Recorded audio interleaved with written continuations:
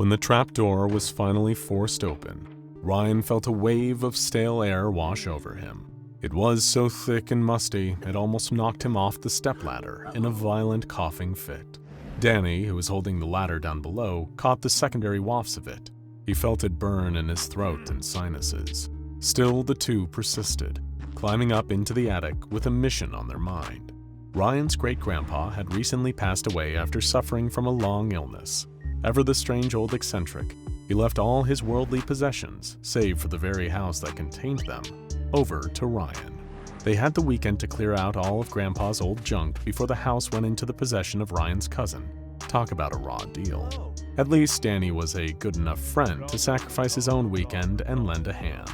Little did he know, both of them would be sacrificing so much more than that.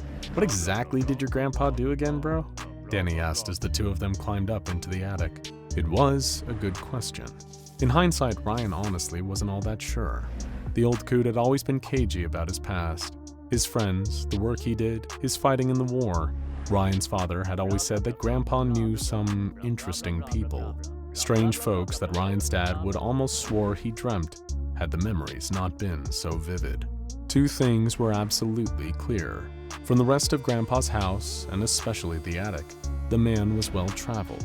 He must have collected peculiar little mementos from damn near every place he visited.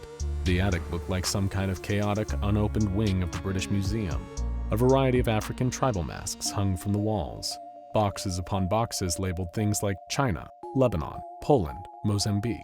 Strange handmade dolls littered the floor between ceramic knickknacks and a bevy of clay pots. Plus, as Ryan thought, who knows what else was in the wide variety of boxes and chests and even burlap sacks randomly placed all around them. Grandpa, it seemed, was a pack rat for the record books. But the job needed to be done. Ryan pulled out 2 reels of garbage bags, one black, one red. "Let's sift through the chaos. Anything worth keeping we'll put in the red bags. Everything else, put it in the black bags and we'll take it to the dump once we're done." And so it began. What seemed like an insurmountable task was slowly broken down, hour by hour, as the south side of the attic became slowly filled by an assortment of black and red bags. Despite the mystery of seeing what exactly Grandpa had collected over the course of his travels, the task soon became surprisingly tedious. The will for any kind of distraction slowly became too great to ignore. That's when Ryan saw it. Laying off in the corner over the ancient floorboard, a rusty metal cowbell covered in duct tape. That gave Ryan an idea. While Danny was sorting through one of Grandpa's many old chests, Ryan covertly tore all the duct tape from the rusted metal and slipped his shades out of the pocket of his jeans. "Guess what?" Ryan called out. Danny turned to see his friend wearing the shades, preparing to do an absolutely atrocious impression of Christopher Walken, wielding the cowbell like a magic wand. "I've got a fever," Ryan said, "and the only prescription is more cowbell." To perfectly cap off his extremely lame joke, Ryan gave the rusty old cowbell a confident ring. He was expecting to share a laugh with Danny, or at least laugh while Danny groaned and cringed, but that isn't what happened. The rusty old sound of the cowbell seemed to swell and consume the entire attic. If Ryan and Danny had been in any position to describe what they felt in that moment, they might have compared it to be suddenly submerged in a large pool of ice-cold water.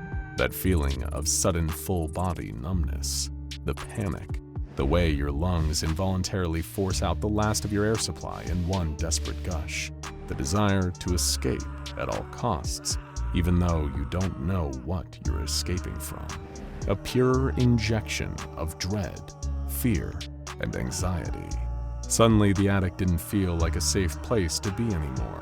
Their visceral reaction was akin to what would have happened if a third man climbed up that ladder into the attic, wearing a hockey mask and wielding a blood-stained machete. But no, it was still just the two of them in there. Danny shivered and rubbed his arms, now a pink crop of goose flesh. "Did you just feel that, man?" Danny asked over a lump in his throat. "Like a real freaky feeling?" Ryan nodded. He couldn't really find the words. The teeth of the Hydra felt like they were upon him now. The feeling of being prey, hunted by some terrible and unseen predator. "We should get out of here, dude," Danny said. "We can always get the rest tomorrow. I think maybe we overworked ourselves, you know? Mind's playing tricks on us and stuff." Ryan was more than happy to agree with this theory. It was, after all, better than any of the potential alternatives. He didn't even want to bring the bags they'd already filled down out of the attic tonight. It could all wait for tomorrow, when the vibes would be better. But as they prepared to leave the attic that now felt so wrong, Ryan noticed something. A scrap of paper, a note hidden amongst the pile of duct tape that he'd so hastily torn away from the rusty cowbell so he could make his stupid joke and ruin everything. Something about it just compelled him to pick it up and read it.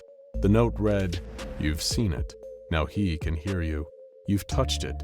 Now he can see you. Never ring it. If you hear it, he can touch you."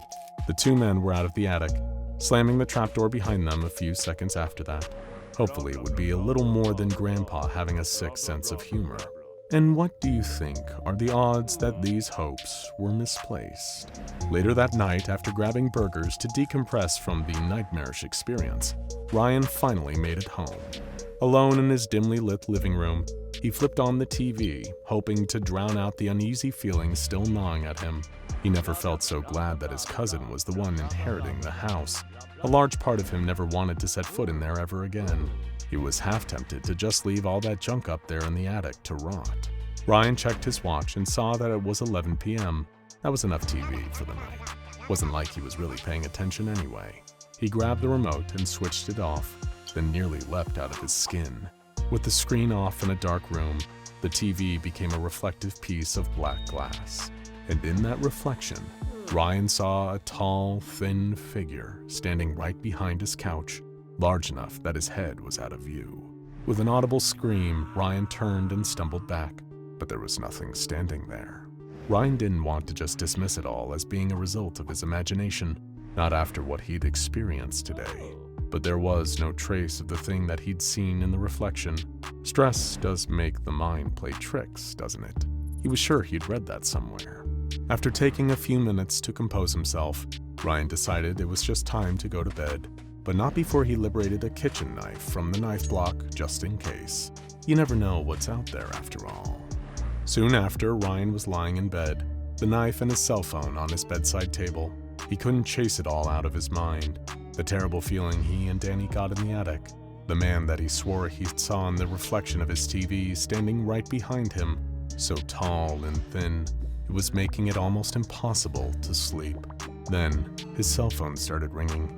The contact name flashed on the screen. Dan, the man. It was Danny. Why on earth would he be calling at almost midnight? Ryan scrambled for the phone, picked it up, and answered. Danny's voice was trembling, his voice shallow and quick, his breath heavy. He sounded afraid, not just spooked like they were earlier, but well and truly afraid. "Dude," Danny said, barely louder than a whisper, "I think there's someone in my place." Ryan's heart sank. "What does he look like?" was Ryan's immediate instinctual response. Danny didn't find the question strange. "He's tall, real tall and thin. I'm worried I'm seeing things, man. I think it has something to do with the attic earlier." "Danny?" "I saw him too. Get out of the house, meet me in the diner." Ryan bolted out of bed after that, immediately grabbing the knife with his trembling hand and opening his bedroom door. That's when he saw it again. A huge figure almost 7 feet tall and rail thin, with huge staring eyes and oversized facial features. Ryan screamed and the intruder darted back into the hall, Ryan following soon after, only to see that the hall was completely empty. What was going on here? Ryan leapt into his car and made a beeline for the all-night diner. He was jumping at shadows. He kept checking the back seat and seeing movement just outside the windows. Soon he and Danny were in the diner, sharing their stories. Both had seen the same figure in their apartment, the long and lanky freak of nature, always just out of sight. "His hands," Danny added. "They look too big for his wrists. Big, freaky hands." Ryan hadn't seen its hands, and he wasn't exactly looking forward to the possibility. And all this because he rang that stupid cowbell in his grandpa's attic. This thing. It must be who the he from the note was. Danny left for the bathroom to relieve himself. In all this fear and tension, he'd been holding it in. Ryan was left alone in the booth, where his adrenaline levels were beginning to fall off, replaced by a sudden wave of fatigue. He started to drift off. Then he woke with a terrible start. The thin man was standing over him, his huge hands wrapped around Ryan's throat, squeezing. The man's awful face was twisted into a terrible, malicious grin. Neither Ryan nor Danny died that night. No, they in fact died a week later in a mysterious fire that consumed the home of Ryan's grandpa, with him, Danny, and Ryan's cousin inside. The night that we just described to you happened again and again and again, with the terror and violence of the stalking creature escalating until their minds were broken and they could take it no more. That's just what happens when you ring the bell. Because of the outright horrifying nature of this haunted cowbell, classified as SCP-513 by the SCP Foundation, despite only being a Euclid class, its containment procedures are nothing short of extensive. In order to prevent any accidental ringing of the bell while in containment, 513 is suspended in a large cube of reinforced ballistic gelatin that holds it in place and prevents any movement. The gel cube is regularly inspected for any signs of degradation by a team wearing both extensive inner ear protection with noise-canceling earmuffs over the top. If the state-of-the-art cube is deemed anything less than pristine, a replacement project begins. This is where things get quite gruesome. After the Foundation discovered what exactly SCP-513 could do, they realized that they needed a contingency plan in case of a containment breach. As part of this plan, they selected a team of 10 members of D-Class personnel and removed them from the barracks, instead taking them to one of the containment site's operating theaters. There, they removed the entirety of each man's inner ear, rendering him completely deaf. These deaf D-Classes are the only ones permitted to handle SCP-513 when it's transferred from an old gelatin cube to a new one. They're the only ones who are literally guaranteed not to be able to hear any accidental ringing, which would, in this case, be a literal death knell. If someone is exposed to the ringing, the official Foundation policy is to have 2 guards stationed with them at all times, hoping to document any unusual activity. These guards are under orders to apprehend the hostile entity, known as SCP-513-1 if at all possible. So far, research seems to indicate that only the affected are able to perceive the monster, let alone physically interact with him. Any D-Classes who've been exposed to the ring of the cursed cowbell are to be terminated at the first sign of mental degradation. For anyone else who simply can't tolerate living under the terror that is SCP-513-1, termination is an option that the Foundation provides upon request. Being stalked by this monster isn't just terrifying. It's a slow, relentless descent into madness. The results are fear, dread, paranoia, exhaustion, and eventually severe depression from both the fear and the lack of sleep. On a long enough timeline, termination is practically inevitable. There has been no proven way to stop the cycle or deter the entity once the process has begun. Unless the Foundation can figure something out, it will continue to mean certain doom for anyone who's exposed to it. There's a lot that's frightening about SCP-513, especially for seemingly being an unassuming little cowbell.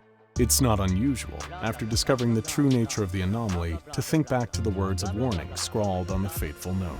You've seen it. Now he can hear you. You've touched it. Now he can see you. Never ring it. If you hear it, he can touch you. If you ever clasp eyes on the bell, as many at the SCP Foundation already have, you have the lifelong discomfort of knowing that every sound you make can be perceived by this nightmarish creature. But it is worth considering that it might be even worse the other way around. Maybe one day you're just walking down the street, minding your own business, wrapped up in the humdrum worries of daily life. Then you hear it, the gong of a rusty old bell, rung by someone who doesn't even know you're in the vicinity. You feel an icy pang of dread, a feeling that perhaps your little corner of the universe somehow just got darker. Fear, panic, despair. It all washes over you, and you don't know why, so you just keep walking. You never saw the bell, never touched the bell, but you still heard it. As the result of little more than a cruel accident, you can't see him, can't even sense him, but he can still touch you, can't he? Now go check out Could These SCPs Be the Scariest on the Internet? Not compilation, and most scary horror SCPs that will give you nightmares. For more,